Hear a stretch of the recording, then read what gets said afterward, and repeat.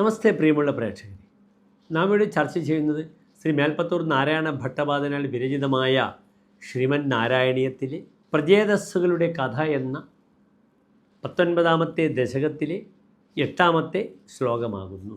അവാപ്യകാന്താം തനയാം മഹീരുഹാം തയാരമധ്വം ദശലക്ഷവത്സരീം സുതോസ്തു ദക്ഷോ നനു ദക്ഷണാച്ചമാം പ്രയാസ്യതേധി ന്യഗതോ മുദൈവതാൻ.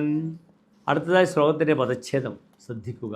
അവാപ്യ കാന്താം തനയാം മഹീരുഹാം തയാ രമധ്വം ദശലക്ഷവത്സരീം സുതഃ അസ്തു ദക്ഷഃ നനു തീഷ്ണാത് ച മാം പ്രയാസ്യഥ ന്യഗതഃ മുദാ ഏവ താൻ. അടുത്തതായി പ്രസ്തുത ശ്ലോകത്തിൻ്റെ അന്വയം ശ്രദ്ധിക്കുക.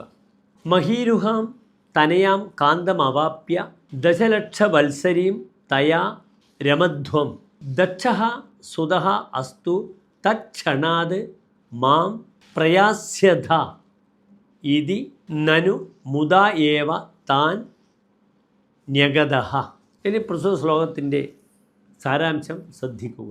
വൃക്ഷങ്ങളുടെ വളർത്തുപുത്രിയും കാണ്ടു മഹർഷിക്ക് അപ്സരസിൽ പിറന്ന മാരിഷ എന്ന കന്യകയെ ഭാര്യയായി ലഭിച്ച് അവളോടൊപ്പം 10 ലക്ഷം സംവത്സരം സുഖിച്ച് കഴിയുക. അവളിൽ നിങ്ങൾക്ക് ദക്ഷൻ എന്ന പുത്രനുണ്ടാകട്ടെ. അതിനുശേഷം നിങ്ങൾ എന്നെ പ്രാപിക്കുവിൻ എന്ന് സന്തോഷത്തോടെ അവിടുന്ന് അരുളി ചെയ്തു. നമസ്തേ.